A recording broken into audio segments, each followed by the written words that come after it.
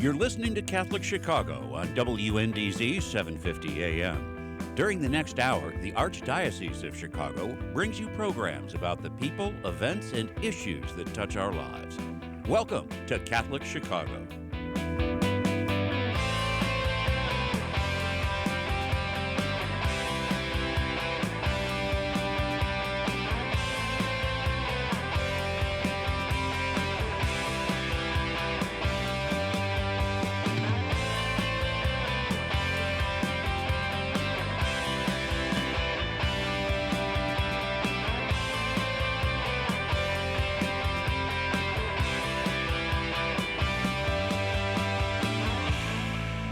Good morning, and welcome to Lifelong Journey, a radio program hosted by the Office of Lifelong Faith Formation.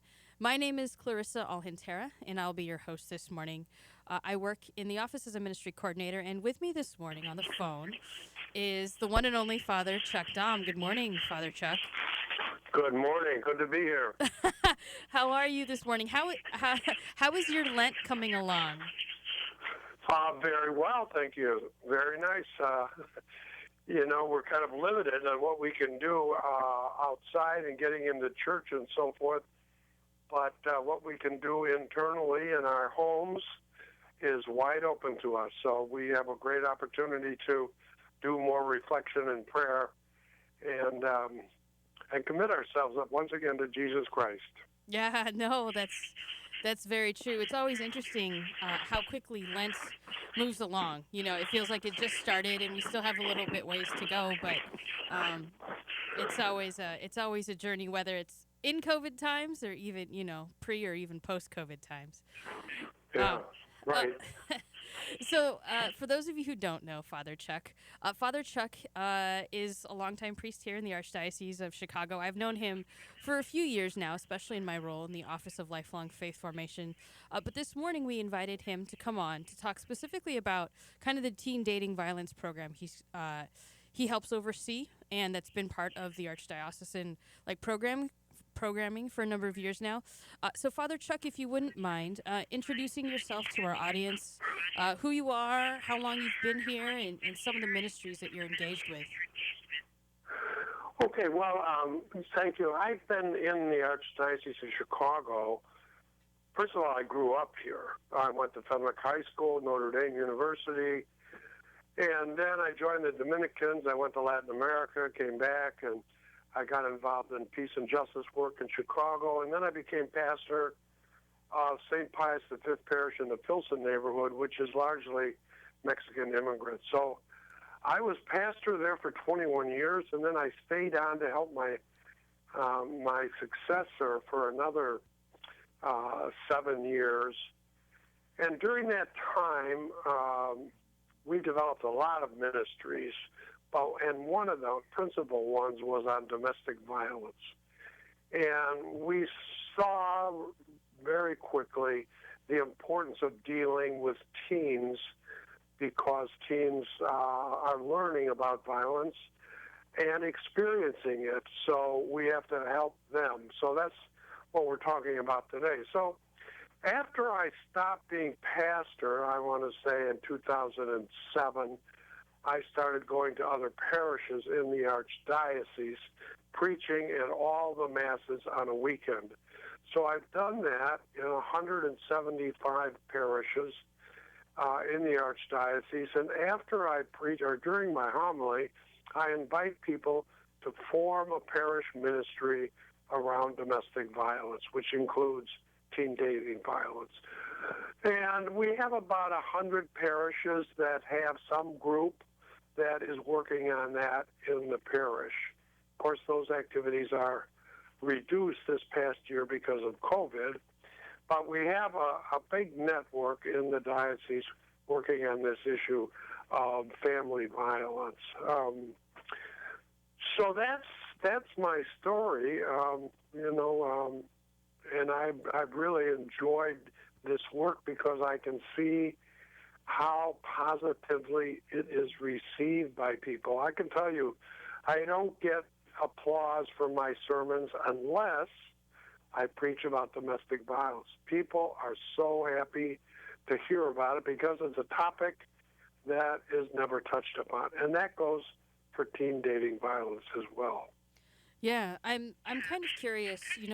When you talk about the teen dating violence program, is that something that are more parishes kind of investing in that type of programming, just as they kind of see the progression of like maybe the relationships that the teens are in, or is that something that's always been a part of how parishes have done this ministry? No, I think it's new. I think we have to understand that there's been a gradual development about domestic violence and teen dating violence. Domestic violence came out of the women's movement, which came out of the civil rights movement in the 60s. So many Catholics didn't want to have anything to do with it because there was a lot of pro-life people, pro-choice people rather, and feminists. So, but they're the people who started focusing in the 70s on domestic violence, because until then, domestic violence was seen as the woman's problem. What's she doing wrong? Why isn't she taking better care of him? Why isn't she doing what he wants to? Why is he getting mad at her? It's her fault. So anyway, that changed, and in the 90s there was the first funding from the federal government for domestic violence in the United States. And the bishops of the United States wrote a beautiful pastoral letter about domestic violence in 1992. So it's something that's just coming, okay? You can find that pastoral letter, which is called When I Call for Help. Just Google that, put that in your computer, and it comes right up. It's not a real long pastoral letter, but it's very comprehensive, very to the point. And it brings a position that many people don't know, and that is the position that violence against women inside or outside the home is never justified. It's a sin and often a crime. And then they conclude by saying, we emphasize that no one is expected to stay in an abusive marriage. Well, that was big news, and still is for many people, because unfortunately there are priests still out there who are telling people, victims, well, you have to put it up. This is your cross. You made a commitment, and you have to stick it out. That is not true. That's not the position of the Catholic Church.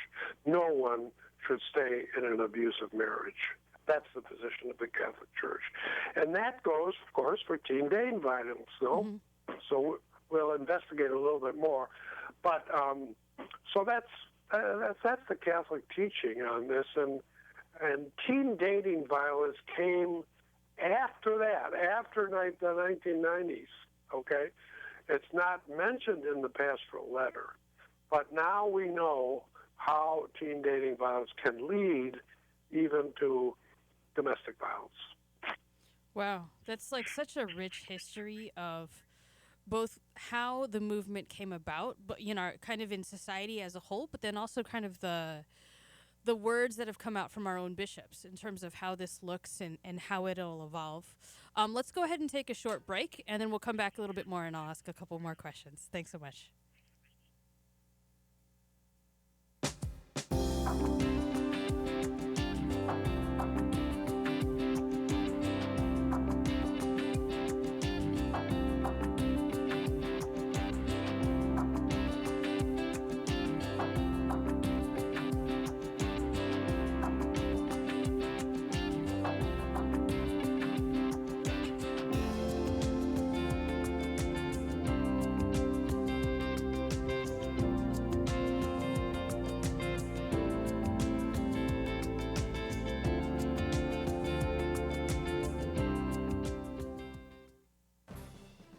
Do you have a gently used laptop or desktop computer that is gathering dust in your home? Consider donating to our Catholic Charities Veterans Computer Project. We will clean out your device, give it new software, and repurpose it for a veteran who is looking for employment. Your gift will make an incredible difference in a veteran's ability to find a job. Catholic Charities provides veteran services throughout Lake and suburban Cook counties, giving participants an array of professional and personal support. Our veterans have served our country, and it is our privilege to serve them. To learn more about Catholic Charities Veterans Services and the Veterans Computer Project, call 847-782-4219. That's 847-782-4219.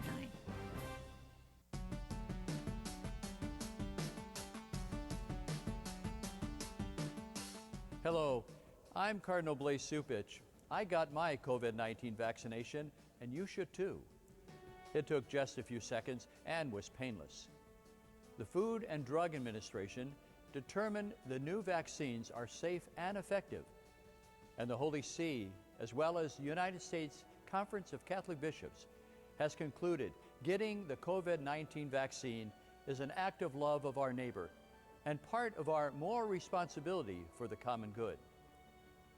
We have lived with the pandemic for many months, and I know we're all getting tired of it.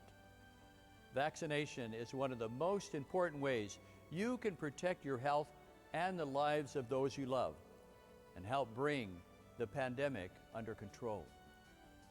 When it is your turn, I urge you to be vaccinated. And remember to do your part by wearing a mask, washing your hands, and watching your distance. Thank you, and God bless you all.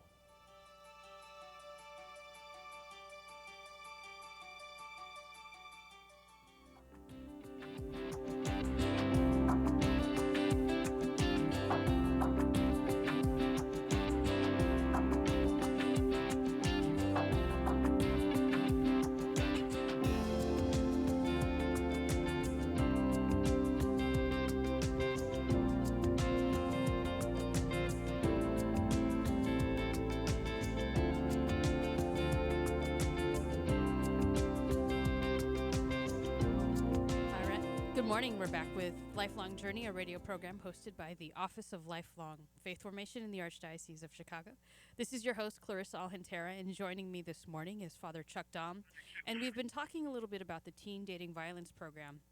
And I'm very curious. So, Father Chuck, I saw earlier this winter that there were a series of webinars that you and perhaps others that you were doing your ministry with were putting on around teen dating violence. And I didn't know, is there just more of an impact now, or are people paying attention more now, or like kind of how does that fit in kind of what you're currently doing?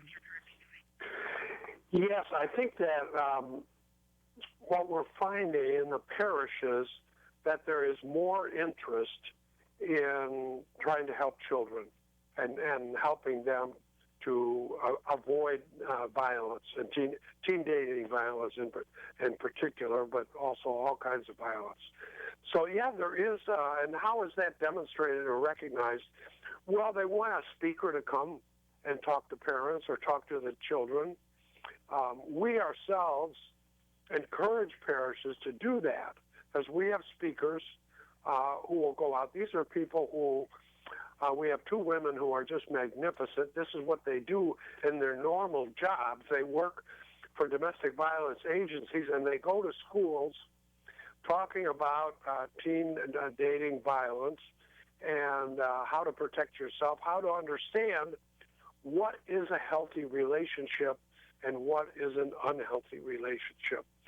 So we say, this should be in your school. It should be in your religious ed program, especially your confirmation preparation program. They should get it. So we offer the speakers for that, and so we did these webinars, and one of them was on teen dating violence. We didn't tape them, but we're going to do these 4 webinars again, tape them, and they'll be on our website. But one thing we do have on our website is a class taught by one of these women. As I say, they're professionals in talking to children. She's giving a class to the high schoolers at Our Lady of Mercy confirmation class. And it's about an hour-long video. It's really good. This woman just knows how to engage these kids about, so what's dating? Tell me, what's a date? How many of you ever been on a date? What's that like? What are you afraid of? What are you looking for? And so forth and so on. So she gets them very engaged. Now, these are high schoolers, right? But actually, we have found, and the Centers for Disease Control and Prevention has found, that we have to start talking about healthy relationships much sooner than high school. By high school, kids are pretty much got in their heads how they're going to relate to the opposite gender. But so you have to get early. So the CDC, the Centers for Disease Control, has developed a curriculum, and we are promoting that curriculum and now implementing it in some Catholic schools, piloting it. So our goal is to get it into all Catholic schools. So this is a seven classes for 6th graders, 7th graders, and 8th graders. It's a little different each year. So we're starting in 6th grade in some schools, and then we'll follow up and do 6th and 7th, next year 6th, 7th, and 8th. So this curriculum was developed over like 8 years, and about $17 million worth of research and development went into this. And it was actually the original trials of this were in 4 cities, one of which was Chicago. So it's a marvelously evidence-based curriculum. That means it's been validated to be effective. It is effective. It will reduce violence for kids. That's what has been proven over these 8 years. It just came out a year or so ago, so it's not well known. And we in Chicago are one of the few places in the country that is really implementing it right now. But we're doing it at a small scale. But our goal is to get it into all Catholic schools and then eventually into all public schools in the state. So I'm wondering, just since you've been in this ministry for a while, I have to ask you the Jesus question, which is, in your time, especially maybe even recently as you've worked with the teen programs, how have you encountered Christ? How have you encountered Jesus, working within the context of this ministry that I imagine for some is so deeply wounding and just so, there's a number of, instances of perhaps of pain and hurt, as they're describing their stories. Well, I think it's a number of ways. In terms of children, we know, from Matthew 19, verse 14, where Jesus says, "Let the children come to me." And the apostles don't want to do it. And he said, "Let them come to me."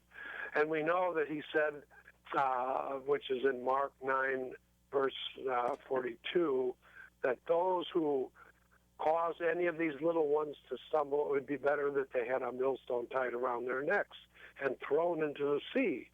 So he was clear that he was defending children who at that time were not defended. There weren't, any laws against child abuse and so forth at that time. So Jesus was definitely concerned about children. But I think, and that fits into an overall approach of Jesus, which is to defend the vulnerable, the marginalized, the poor, the oppressed.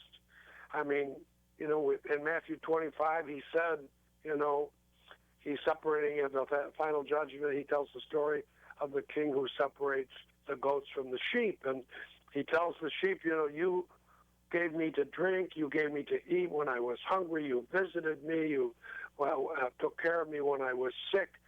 And because when you did it to any of these, of my little ones, any of these people who are suffering, you did it to me. So we know that, Jesus said so many times that service to others is key. He said, they're the highest in the kingdom of God, are those who have served more.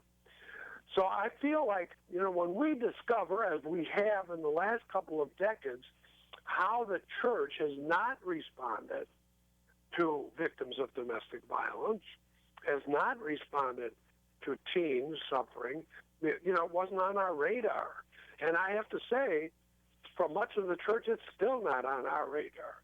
So we are still learning that this is part of the poor and the oppressed in our world, that if Jesus were here, he would be responding to. And we know that he did that with regard to women. I mean, he reached out to the woman caught in adultery. He reached out to the woman who had kind of a chronic bleeding issue, to the woman who was had hunched back and was limping around, the woman at the well who wasn't even part of the Jewish community. He reached out to these women and included them and showed his respect and his concern for them. So that motivates us as we reach out to these segments of our population, which we are now discovering are suffering in a unique way, and a way that is often unrecognized. I mean, lots of people are shocked when they hear the statistics about these problems. And maybe the next segment we can go into how common, how big a problem is this? Yeah, well, let's take a quick break, and then we'll come right back.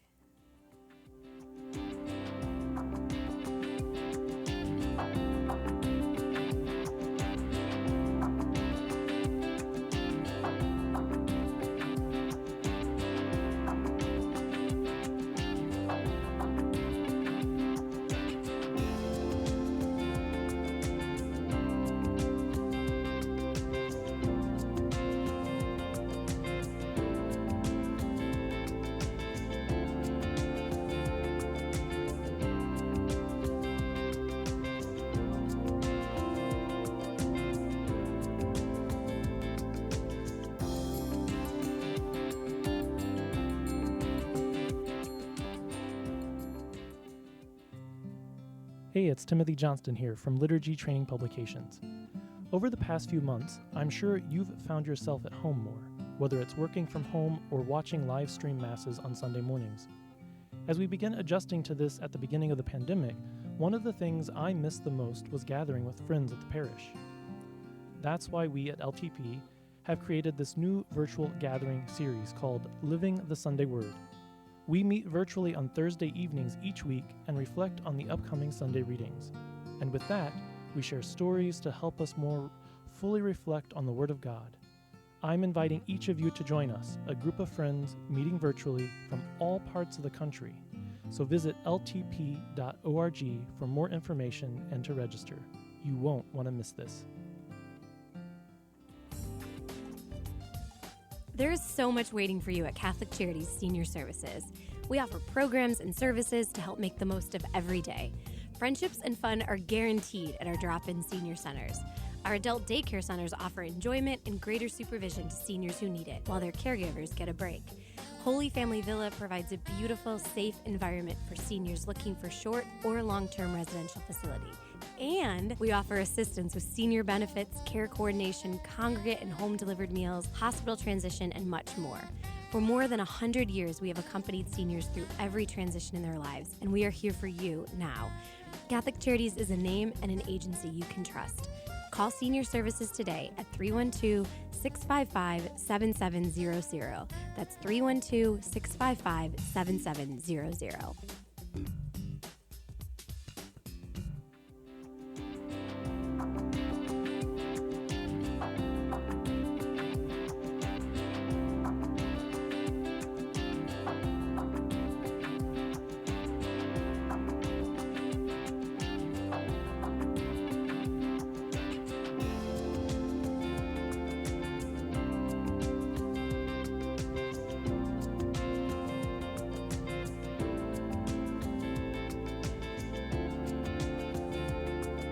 And we're back with Lifelong Journey, a radio program hosted by the Office of Lifelong Faith Formation in the Archdiocese of Chicago.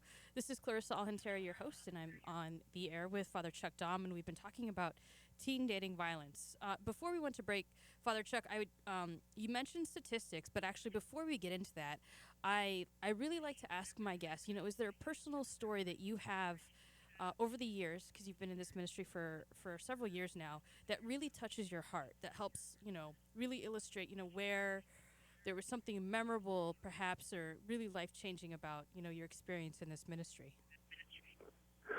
Well, I have, I started a domestic violence ministry in our parish, St. Pius V, 25 years ago. So I have come across lots of people. And in this position that I am now in the Archdiocese, because I'm not in a parish, I don't have quite as many, but I'm still connected to the group that we've formed, which is called Hope Family Services. It's located in the Pilsen neighborhood, and it provides counseling, support groups for women victims, for their children, whether they're young or adolescents, and for those who cause harm, for men especially, who are causing harm if they want to change. So I have a lot of contact, okay? And I have it frequently. I mean, every week, not every day maybe. They get somebody new almost every day. I don't. But I'll tell you one that I just discovered this week was a woman who called me and talked about how she was living with her parents right now because her husband that she married was a very angry person, but also very violent. Anger isn't the same as violence. And so her life was in danger. So she had to separate, which she did. And I said, well, are you married? And yes. And do you have any children? No. And I said, well, are you going to get a divorce? She said, well, I have to wait because I have to make sure that he is not going to explode when he finds out that he's served with a divorce paper. I want to get him to agree to it. So I do talk to him on the phone occasionally and broach this topic. And of course, he wants to get together again, and there's no way. Mm-hmm. But I'm afraid that he will cause me harm. Mm-hmm. He might even kill me, or maybe some of my family. Mm-hmm. So, that's just one example. But there are many, many examples, and they're all unique. Yeah, no, I certainly imagine, especially as you're engaged in that ministry, and just in a different way now that you're removed from the pastoral, perhaps you're just able to pour into it a little bit more. I'm curious, right before the break you talk about statistics, and so I don't know what kind of ready statistics you have about domestic violence or even particularly teen dating violence. Well, I think, first of all, one of the things we have to say is that domestic violence and teen dating violence is not just physical violence, okay? The definition for both of them, and they both have the same dynamic. In fact, today, the word domestic violence is being used less, and what is used is intimate partner violence. So intimate partner violence includes both married couples living together that aren't married, as well as teens, because the dynamic between those people, there are people who are supposedly in love, or at least intimate, and the dynamic is the same. So the definition is any pattern of behavior that seeks power and control over another person. That's it. Real simple. Seeking power and control over another person. And that power control can be sought physically, sexually, economically, emotionally, verbally, and for teens in particularly, through cyber communication. Mm-hmm. Okay? So I think we all know what physical violence is. And really the statistics about sexual and physical violence are astounding. So it's like 1 out of every 3 or 4, the percentages are like 28.5% of women have been sexually or physically abused by their intimate partner in their lifetime. Okay? So that's real high. Now, if you move that to emotional abuse, which is, of course, insults, belittling, foul words, silent treatment, excessive jealousy, all kinds of ways, okay? And the statistic goes up to like 50%.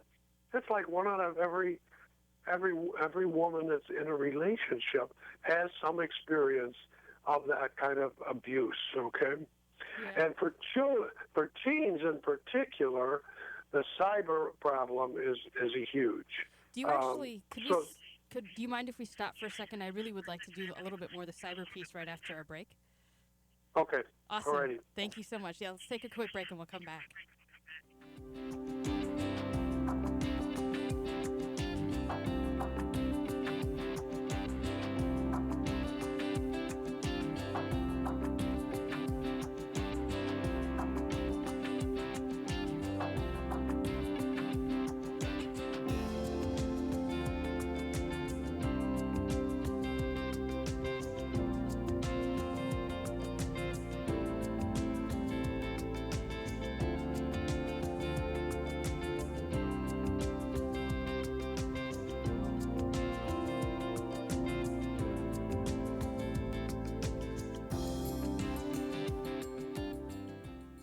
Catholic Charities After Supper Visions program offers guests of our Tuesday night supper the opportunity to learn the art of photography. These talented guests, who are often experiencing homelessness, are offered disposable digital cameras, and they work with volunteer professional photographers to learn the basics of taking photos. Then the artists go out and capture images on film of anything they find to be beautiful or interesting in the world. Their photos are amazing. Visit AfterSupperVisions.com to learn more about the artists and their artwork. Follow us on Facebook, Twitter, Instagram, and LinkedIn too.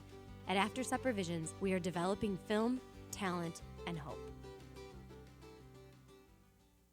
The cemetery ministry is a core ministry of our Catholic faith tied to the corporal works of mercy. It's comforting to know that our Catholic cemeteries are caring for the remains of our loved ones awaiting the resurrection.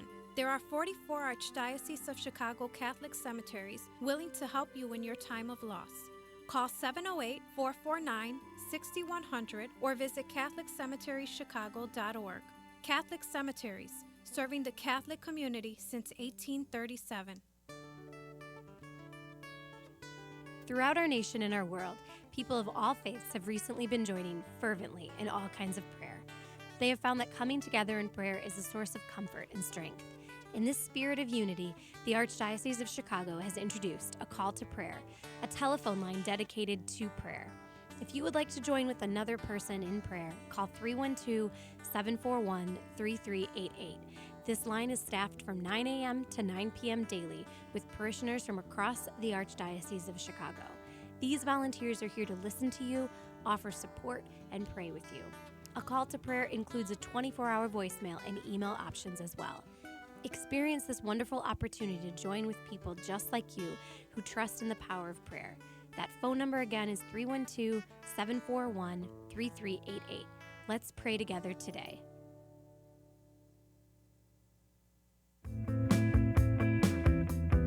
You're listening to Catholic Chicago on WNDZ 750 AM. Every Monday through Friday from 8 a.m. to 9 a.m., the Archdiocese of Chicago presents programming about the people, events, and issues that touch our lives. Thanks for letting us be part of your morning. Now again, Catholic Chicago.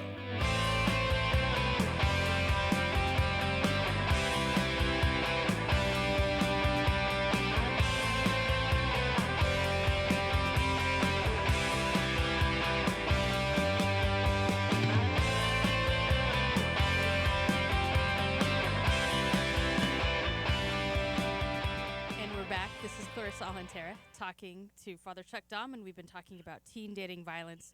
And I didn't mean to cut you off, but I really wanted to dig in a little bit about the cyber violence statistics, or kind of the cyber violence experience, especially, with teens. And I'm also even wondering now, in the time of COVID, with so many young people spending so much time on their devices, I wonder, if that's also, caused a little bit of a shift.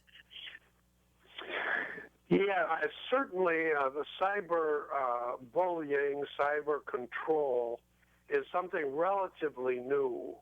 And so there's not a lot of studies about it. But clearly those who work with teens are aware that it is one of the major ways in which there is abuse and teen dating violence, okay? So what happens is sometimes it's constant control by texting, for example. I had one teen who said she received like 30 to 40 texts from her boyfriend every day. So what he's doing is he's trying to find out where are you, who are you with, what's going on. So of course it shows his insecurities perhaps, but it also shows how he is trying to control her, because she's got to give him good answers or he's going to get mad at her. Or it might be that he's going to be talking to her or texting her with inappropriate language in conversation, okay? And it's very suggestive or whatever. Or he might be demanding that she send him pictures, like nude pictures perhaps, and he might even post those, okay? Well, that is devastating, but it happens frequently, okay? And if it isn't caught, it's a crime, but if it isn't caught, what is she going to do about it? Is she going to protest? Is she going to go someplace and tell somebody that she did this? But, he threatened her, if you don't do this, I'm going to break off with you, and she doesn't want to lose him, so she sends these pictures, very intimate pictures. So there are different ways in which cyber control and cyberbullying takes place. And we need more studies, but we do know it's very high. If you just look at physical and sexual abuse among teens in dating relationships, the statistics are for teens between 11 years old. Now, 11 years old, what are you, in sixth grade? Yeah. Something like that, yeah. right? So between sixth graders and 17 years old, okay? So at the end of high school, 1 out of every 5 girls has either been sexually or physically abused on a date. 1 out of 5. And 1 out of 10 men, boys, have been abused on a date, okay? So that's a real high statistic.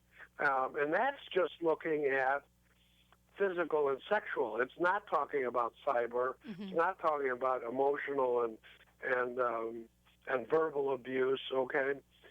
So we know that there is a lot of abuse going on out there. So, and we also know that those who end up in abusive relationships as adults, which we call domestic violence, all right? So we know that about 28 to about a third of all the people, they were abused as teens. So they were abused as teens, and then they become abused as adults. So we know that there's a connection between the two. One leads into the other. It's just it's all over. So that's an important thing too. And then the impact of all this, how devastating this is. So we have increased absenteeism in school because of it. We have, the victims might have different physical problems, like stomach aches. Maybe they can't sleep. Maybe they're not eating appropriately. Maybe they're withdrawing because they're getting depressed. They're losing self-confidence. All these things, they're becoming fearful. Maybe they turn to drugs and alcohol, okay? And maybe they just change their behavior. They used to talk at the dinner table, and now they don't. They used to use, they would talk and share stories, and now they don't. So when we see changes of behavior like that in our children, we have to kind of wonder what is going on here and have to investigate. And if they are dating, we have to kind of investigate, however we're going to do that, what the relationship is about, because we don't want them to be dominated and controlled. Let's go ahead and take another short break, and then we'll come back.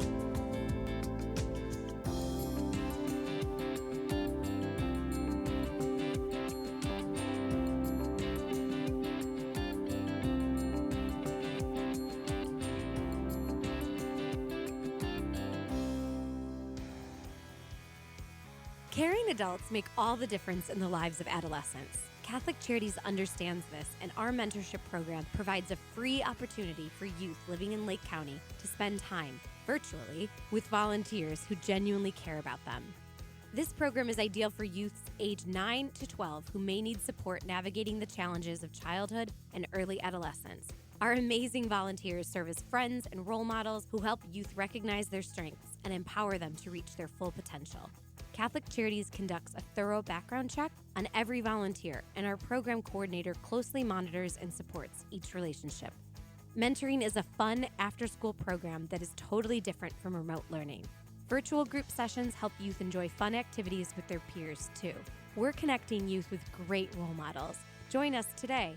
To learn more, call 312-937-3375. That's 312-937-3375.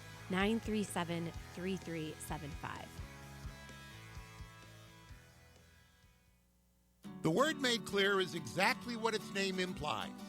It's an easy-to-understand explanation of the Word of God, the Gospel. Hello, I'm Father James McElhone, Director of Biblical Formation for the Archdiocese of Chicago. I'd like to invite you to take our free online Bible study program by going to thewordmadeclear.org. Our website offers an audio-based guide to the Gospels of Mark, Matthew, Luke, and John. Listen to my lectures and follow along with the handouts provided. There are even discussion guides. You can also explore the biblical roots of the Mass. And there are links to a wide variety of biblical sources that will benefit both teachers and students of the sacred scriptures. Just go to wordmadeclear.org to experience our free online Bible study program. Again, it's free at wordmadeclear.org. It's the Word of God. Enjoy.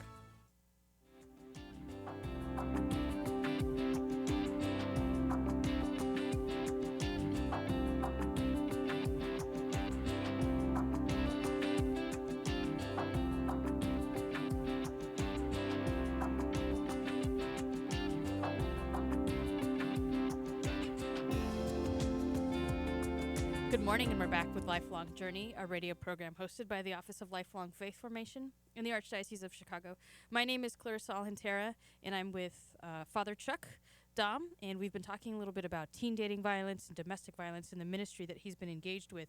And one of the things I wanted to touch on, in case this is the first time many of our listeners are really spending, a significant amount of time kind of understanding, what this ministry is, but also learning, how can they better support the teens in their life, whether it's their own children or perhaps they've got nieces and nephews or cousins. Right before we went to break, we were talking a little bit about, changes in behavior and talking a little bit about, if a teen is in a relationship and things kind of start to change. Do you mind sharing with our listeners, what are some things people might need to be mindful of if they do kind of start to recognize a little bit of difference? Well, I think, yes, you have to be very, communicating with teens is always a challenge because they go through this period where they don't want to share a lot of information with their parents, So I understand that. But it is important that teens have an adult that they feel that they have confidence in. So it doesn't have to be the parents, but they should have somebody. Now, that's not always easy to do. It might be an aunt, an uncle, might be a cousin, might be, a neighbor, might be a teacher, a coach. It could be anybody. But I think we should encourage, our children saying, you're going through a difficult time. I know it. Teenagers, this is a difficult time of life, and you're going to face new challenges. And you should have somebody you can talk to in case you need it. Because what we found is that 60% of victims of teen dating violence don't tell anybody. They keep it a secret. And that's terrible. That hurts them psychologically and maybe long term. One of the things that scientists have discovered recently is something that they call adverse childhood experiences. That's ACE. adverse childhood experiences. They're called ACEs, ACE. ACEs are different experiences, different traumatic experiences, and there's all kinds of them. But when they happen to children, they can accumulate and build up and cause lifelong damage psychologically and physically. They can affect the brain. So a child who goes through a divorce or who's witnessed domestic violence or who has a parent who's an alcoholic all the time in the family, or, there's constant fighting in the house, or maybe they were in a terrible accident. These are all traumatic experiences for children. So they build up and create real problems for these children. So we have to recognize that children also need some psychological help, mental help. So one thing is to get them to find somebody that they can confide in and who they can tell. And that person should know, you should know, if you're the parent, who that person is and how you're going to get that child some help. So unfortunately, there are not a lot of services available. That's another problem. Mental health services for teenagers is not that prevalent, okay? And that's very unfortunate, because if they grow up in a family with domestic violence or they have experienced violence in their teen dating relationship, who are they going to talk to? They should talk to a counselor that is prepared to deal with this, because they are experiencing the consequences of this, and they have to work through that with somebody who understands it. And it can't be you or me. I'm not a trained psychologist. So that's an important thing to remember, that they need professional help, and we need to be able to get it for them. Yeah, no, that's definitely such a great reminder, and also such a great reminder for those who have young people in their life that look up to them, or they have relationships with teacher, coach, neighbor, cousin, to be mindful that you might be that person. You might be that intervention person who needs to know, the numbers to call or the supports that are needed to kind of, to assist that teen in that way.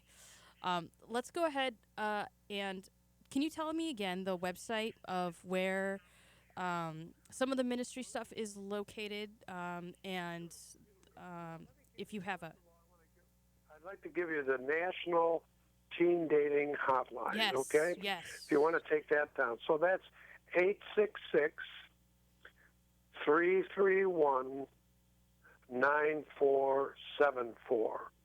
So 866-331-9474. So a teen can call that number just to chat. Like, I was on a date last night, and this guy did this, and I was so confused by it and so forth. What should I do? That's okay. You're not reporting this to the police. You're asking somebody who has a lot of experience and can help you. So it's a time for chat. It's a time also to report something if there's abuse. So that's important. Now, our website here in Chicago, which has lots of resources, is www.domesticviolenceoutreach, all together, all small letters all together. www.domesticviolenceoutreach.org, O-R-G. So you want to use that www because that gets you right to our website, which is embedded in the Archdiocesan website. And if you want to contact me, my phone number is 312-371-7752.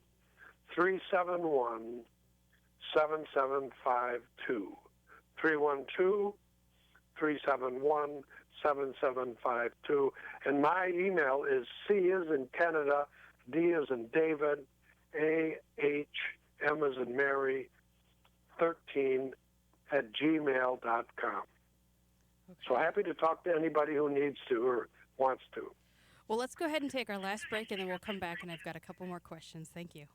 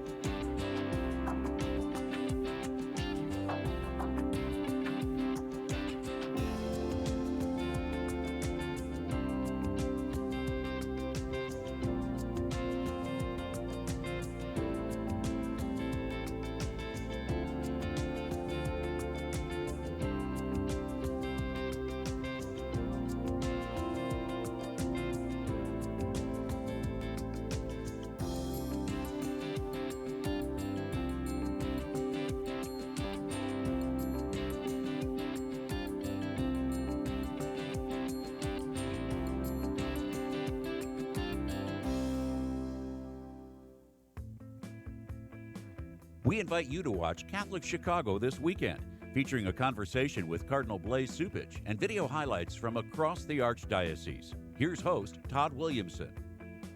The effort to get vaccinated, why the Church is helping to spread the word. We'll go inside the classroom as a national study shows how Chicago's Catholic schools are keeping students on track during the pandemic. And too many people are going hungry. We'll visit a food pantry where Catholics are working to meet that need. Watch Catholic Chicago Friday at 7 p.m. on Chicago Loop Cable, Channel 25, and Sunday afternoon at 3 on the Comcast Network, Channel 100.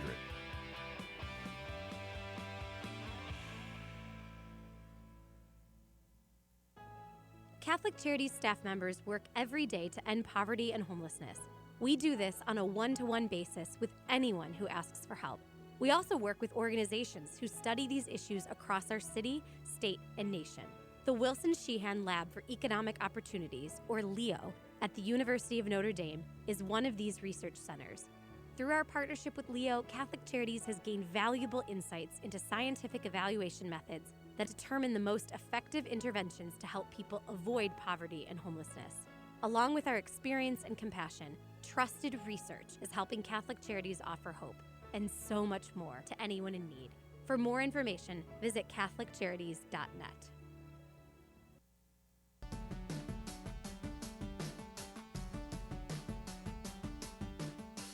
Hello, I'm Cardinal Blaise Cupich.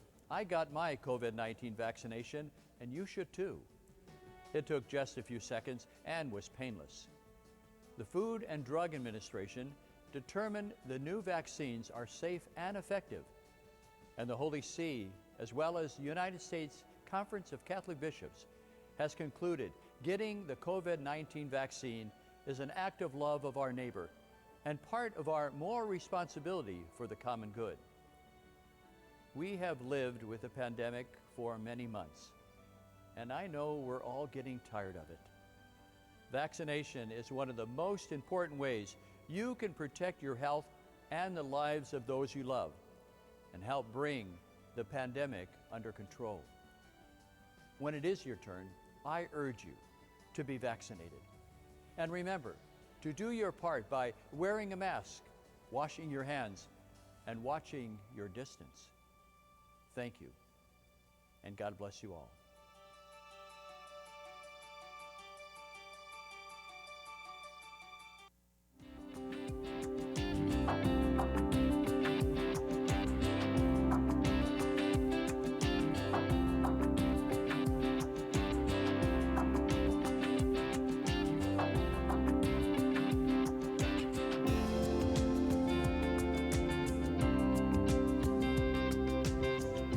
Good morning, and we're back with Lifelong Journey, a radio program hosted by the Office of Lifelong Faith Formation in the Archdiocese of Chicago. And this is we've only got several minutes left, Father Chuck. It's really been a wonderful opportunity to talk with you and kind of hear a little bit more. But if you are, so for our listeners at home who are in one of the few parishes maybe where the domestic violence ministry is not happening, like what are some ways in which they can respond? Would they go on the website? How would that work? Well, I think we are definitely wanting to help every single parish.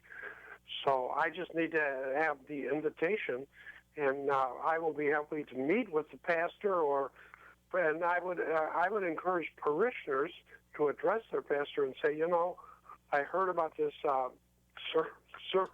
excuse me, I heard about this ministry in the Archdiocese, and it would be wonderful if our parish would open up to it, because I'm sure there are people here that would do this. So I would be happy to come to your parish and preach it at the masses about this, and work with a group of people to institute and begin a ministry in your parish. So that's one thing. I think also if you have a school, parochial school in your parish, we would love to come to that school and introduce a curriculum, the CDC's curriculum.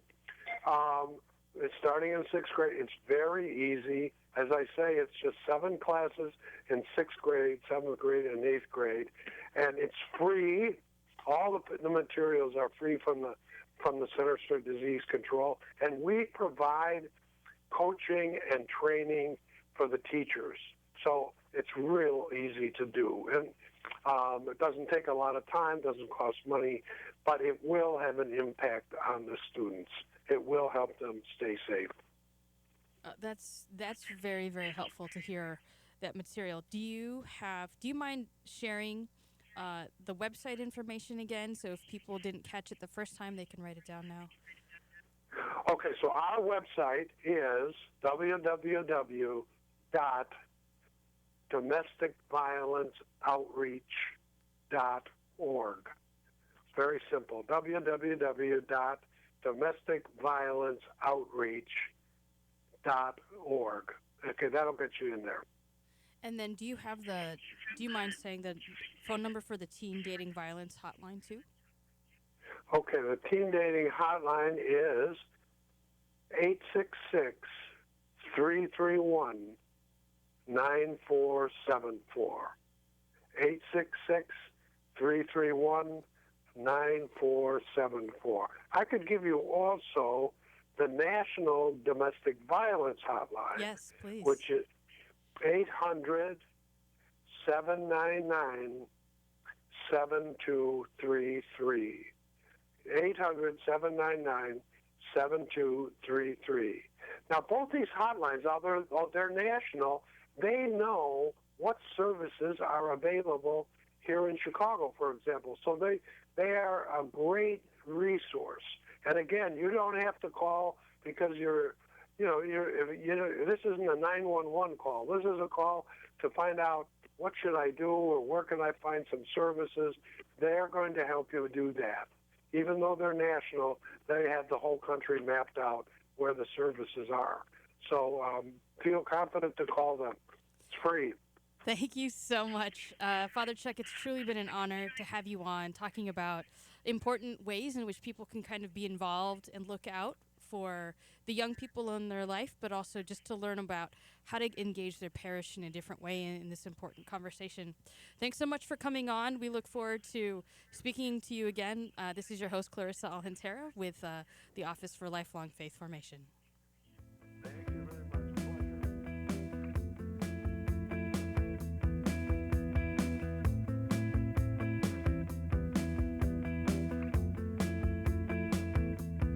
Join us every Monday through Friday at this time for Catholic Chicago. You can stream our programs live or listen to past programs by visiting our website, archchicago.org, and clicking on Radio TV. And please connect with Catholic Chicago on social media.